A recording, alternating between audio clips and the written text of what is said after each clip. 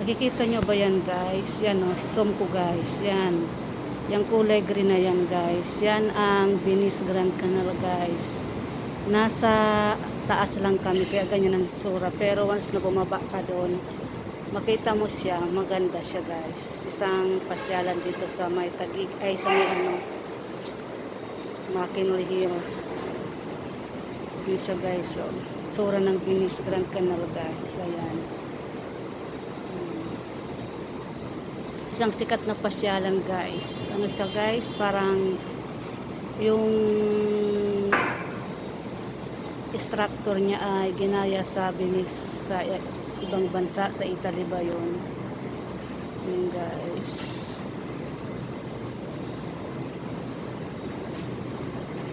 Yan ang nasa palibot niya yan guys. Yan ang mga building sa paikot niya.